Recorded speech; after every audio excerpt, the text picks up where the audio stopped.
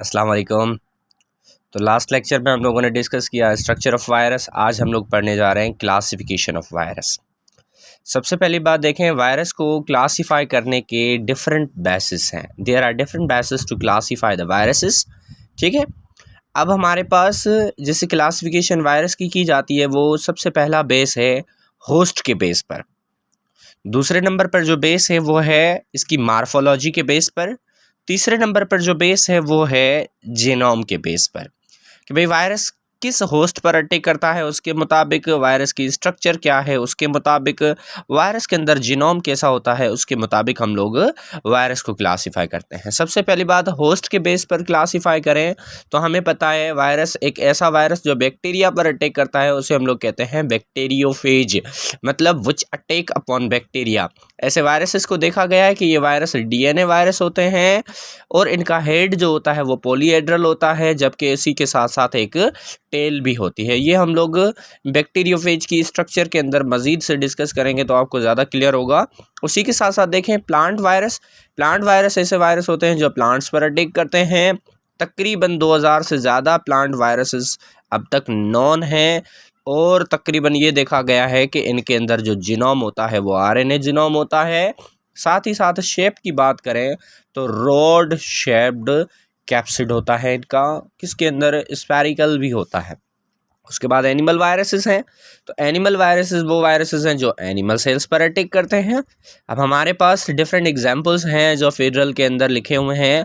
ऐसे एक है हमारे पास राउज सार्कोमा।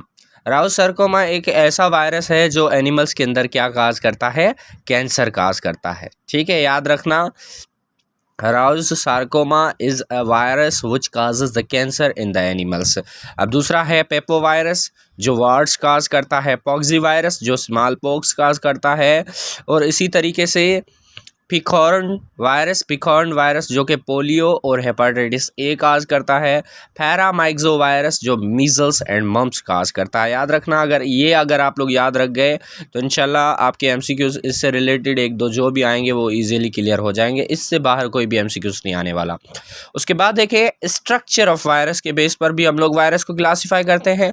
जैसे देखें, कुछ वायरसेस ऐसे होते हैं जिनकी हेलिकल कैप्सिड होती है, वो वायरसेस जो है हेलिकल वायरसेस कहलाते हैं, और इसका एग्जाम्पल है टोबैको मोज़ाइक वायरस। इसी तरीके से कुछ ऐसे होते हैं जैसे पॉलीहेड्रल है, इसका एग्जाम्पल है एडिनो वायरस। कुछ वायरसेस ऐसे होते हैं जो हम लोगों ने स्ट्रक्चर में पढ़ा था जिनके ऊपर कैप्सिड के ऊपर भी एक लेयर होती है, दैट इज़ कॉल्ड एनवलप्ड, और ऐसे एनवलप्ड वायरस का एग्जांपल है इन्फ्लुएंजा वायरस। याद रखना, ये सवाल पास्ट पेपर्स में पूछा जा चुका है। Influenza virus is a example of enveloped virus. और इसी तरीके से दूसरी जो हमारी मार्फोलॉजी है वो उसमें कॉम्प्लेक्स कैप्सिड नज़र आता है जो हमारे पास है बैक्टीरियोफेज। याद रखना, बैक्टीरियोफेज का कैप्सिड पॉलीहेड्रल भी होता है और इसी पॉलीहेड्रल को हम लोग कॉम्प्लेक्स कैप्सिड भी कहते हैं। और इसी के साथ साथ अगर हम लोग देखें जीनोम के बेस पर, तो जीनोम के बेस पर वायरस को क्लासीफाई किया जाता है। आपको पता है कि जीनोम जो होता है वो हमारे पास या डीएनए होता है या आरएनए होता है। वायरस के अंदर स्ट्रक्चर के अंदर हम लोग ये चीज़ें पढ़ चुके हैं कि वायरस के अंदर इन दोनों में से कोई भी एक जीनोम होगा। तो अब जो डीएनए है या आरएनए है उसके अंदर अगर हम लोग देखें तो हमारे पास कुछ वायरसेस ऐसे होते हैं जिसके अंदर सिंगल स्ट्रैंडेड डीएनए होता है, that is called SSDNA, single stranded DNA. इसका एग्जाम्पल है माइल्ड रेश वायरस। डबल स्ट्रैंडेड डीएनए जो होता है जिसे हम लोग कहते हैं DSDNA, मतलब डबल स्ट्रैंडेड डीएनए, इसका एग्जाम्पल है small pox. Single stranded RNA virus, यानी जिसके अंदर सिंगल स्ट्रैंडेड आरएनए होता है, वो रूबेला वायरस है। और इसी तरीके से इसको हम लोग SSRNA भी कहते हैं, रूबेला वायरस के लिए हम लोग यूज़ करेंगे। ठीक है, और इसी तरीके से DSRNA यानी डबल स्ट्रैंडेड आरएनए जो है इसका एग्जांपल है diarrhoea virus. Thank you so much. Kindly subscribe my channel और अपने दोस्तों के साथ शेयर करें, मुझे सपोर्ट करें ताकि मैं आपके PMC के सिलेबस को जल्द ही कंप्लीट कर लूँ। Thank you so much.